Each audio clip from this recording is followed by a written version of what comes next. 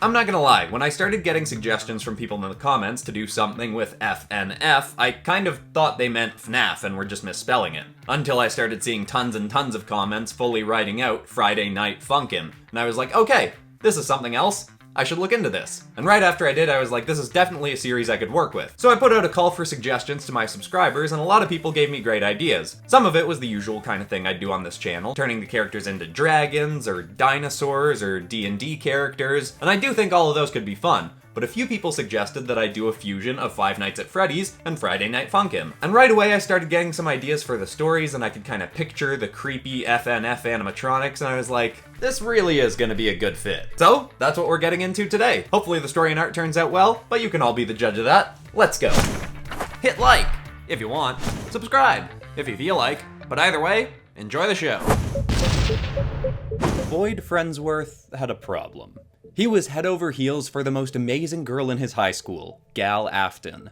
She was funny and smart and gorgeous, and his feelings for her were reciprocated. If it were up to her, they'd already have been spending every Friday night together.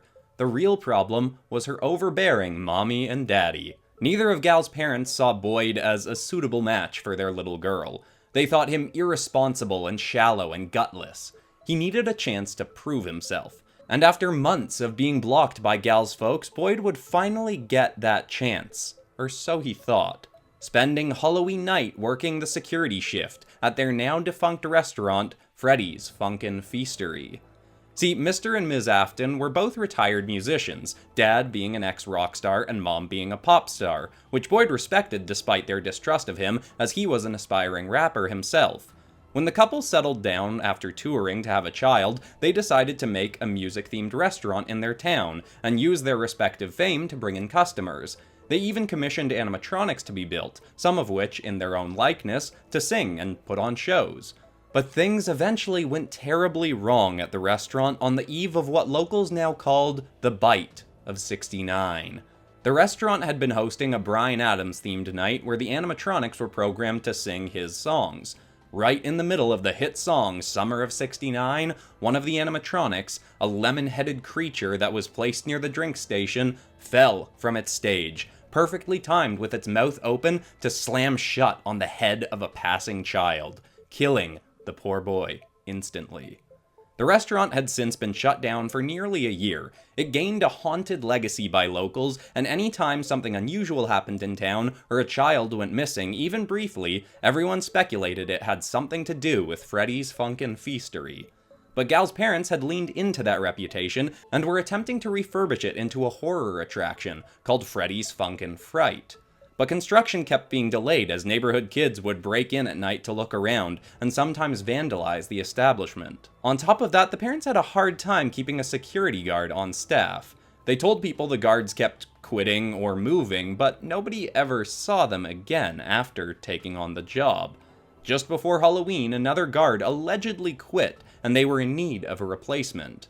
Without Gal's knowledge, her parents went to Boyd with a bargain. They claimed that since Halloween was taking place on a Friday this year, it would be a perfect storm for all sorts of hooligans to spend the entire night attempting break-ins to Freddy's without having to worry about being up for school the next day. Without Gal knowing, they told Boyd if he gave up his Halloween night of fun to stand guard at Freddy's, it would prove him responsible and courageous in their eyes. If he could make sure nobody got in to mess with the place, further delaying construction, they would give their blessing for him to take Gal on a date. He agreed to their terms, not fully grasping how eerie their grins were at the time, simply excited to have a chance at being with Gal. And so, that night, sat down behind the security monitors, twirling a flashlight, Boyd waited, ready to stop anyone from getting in. But soon enough, he'd see that the real challenge this fateful Friday night wouldn't be keeping anyone else from getting in. It would be how he could ever get out.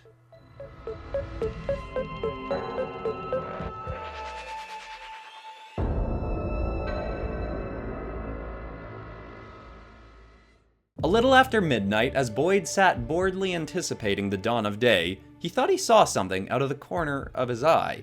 He looked up at each monitor, at first seeing nothing, before noticing that the animatronic that had been built in Gal's dad's likeness was gone. Boyd thought somehow someone had gotten in to steal it, so he quickly leapt up and marched through the halls. The place was eerie and run down, both from vandalism, the pending construction, and just the general unkempt nature of the place since its shutdown. None of the lights worked, so all Boyd had to light his way was his trusty flashlight, which cast an eerie array of shadows as he stomped through the halls, angrily seeking intruders.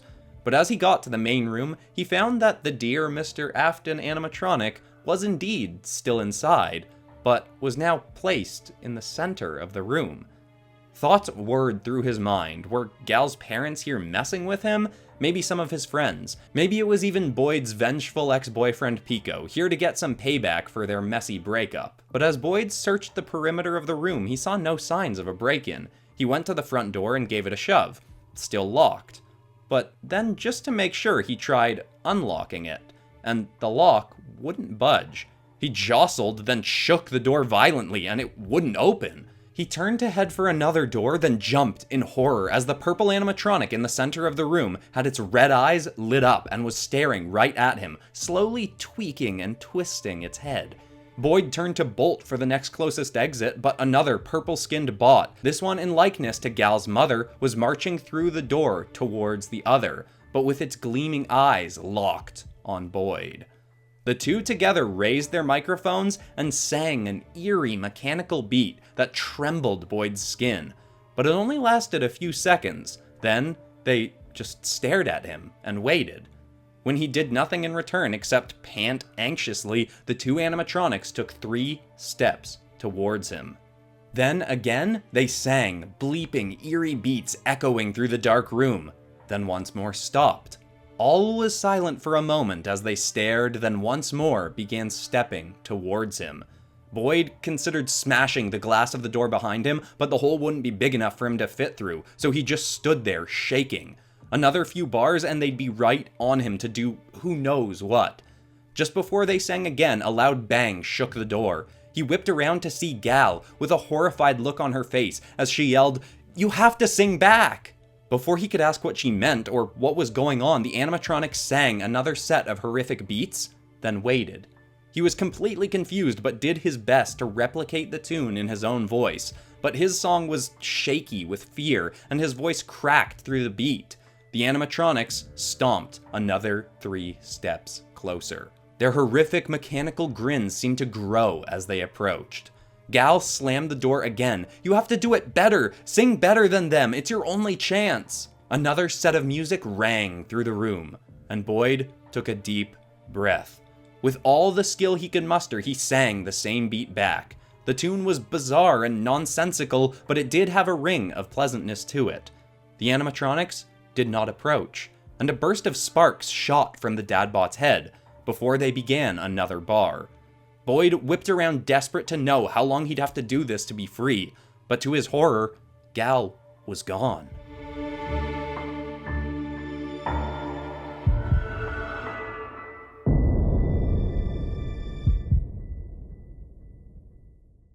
Trying to control his panic, Boyd battled on with the animatronics before him. They'd sing, then him, then them.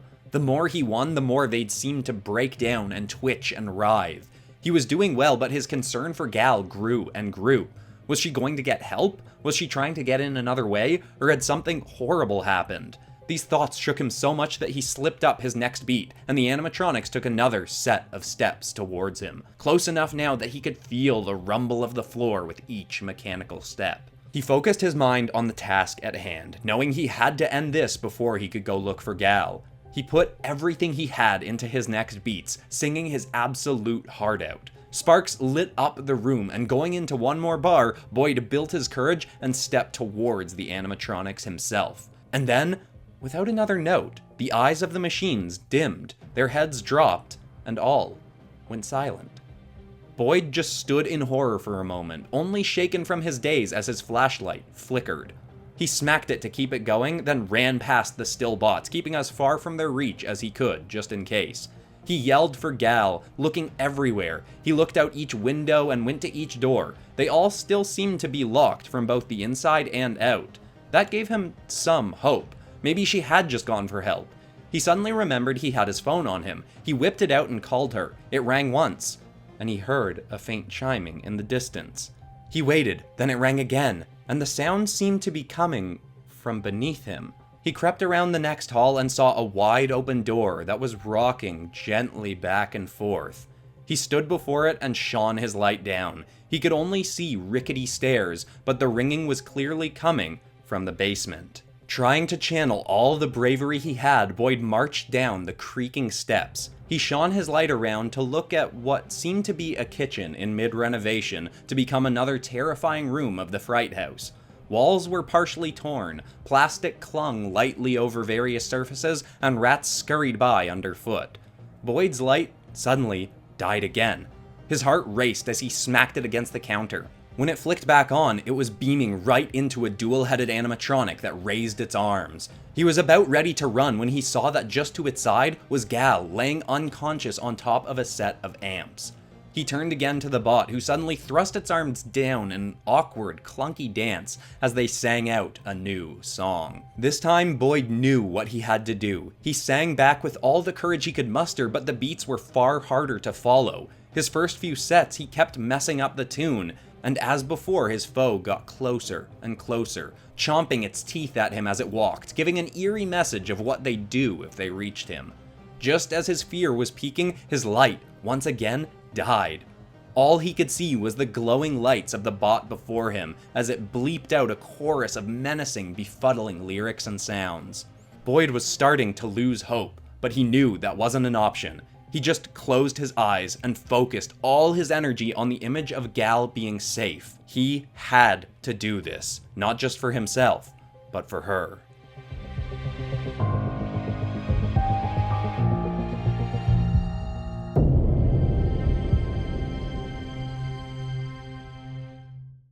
Boyd sang and sang with perfect focus, taking every beat that came his way and one-upping it. Creativity was spilling out of him, completely overwhelming his fear. The image of Gal in his mind was his muse for his song as he made his foe spark and twitch more and more. With more courage than ever before, he sang out a final bar, stepped forward, and gave his two-headed foe a shove as he finished, knocking the bot over as it lit up the room in sparks before slowing, stopping, and dimming the room back to blackness.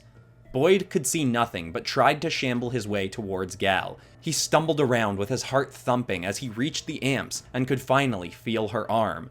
She was still out, but she was at least safe, for now. The pitch blackness around them was all-encompassing, but then he realized he still had his phone. He whipped it out from his pocket, but accidentally dropped it. It hit the floor and echoed a clanking sound as it flopped away from him, but it didn't sound like it broke. He dropped to his knees in a panic and crawled around for it. A few meters away from Gal, his hand finally found it, and he switched on its flashlight. He spun back around to point it at Gal, but on the way the beam fell on a tattered and withered, lemon-headed monster of an animatronic that let out an eerie cackle as it looked from him over to Gal. Without warning, it spat out a bar of haunting music, but its deteriorated hide and rows of jagged teeth had Boyd completely petrified, and he failed to respond. But this time, as it began its march, it didn't approach Boyd, it approached Gal. This immediately jolted Boyd into total focus. Fine, he thought, let's finish this. The battle began and Boyd had total clarity of purpose. His fear couldn't stop him. The music couldn't stop him. This monster of a mech certainly couldn't stop him. In fact, Boyd marched right in front of Gal, putting himself practically in arm's reach of his foe, meaning one false move could have him in its jagged jaws.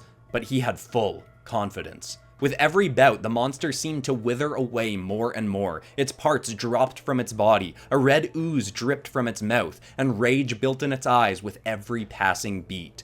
But Boyd got cocky. He once again tried to step towards his foe, thinking it beaten, as he sang another bar. He gave it a shove, but the bot didn't fall. It grabbed Boyd by the arm, raising him up, its claws digging into his skin. It held him just before its maw as it began a new bar. But Boyd didn't falter. In fact, he sang right along with the creature, matching and harmonizing with its song in perfect rhythm. This completely baffled the bot. It stopped its song. All went quiet. With its eyes still beaming into Boyd's, a moment passed. Its mouth suddenly opened, and Boyd clenched his eyes, prepared for the chomp. But instead, the animatronic's head flopped backwards and fell to the ground. Its lights dimmed as it dropped Boyd and collapsed, shattering into a puddle of limbs and pieces. Boyd shone his phone in every direction looking for any other possible foe. He saw none. He double, then triple checked, having no interest in another surprise bot coming his way. When he finally was sure he was alone, he took a deep, satisfied breath and turned back to Gal, who was now sitting upright, holding a mic with an eerie grin and her own set of red, glowing eyes. She mechanically twisted her head and said, "Now, it's my turn."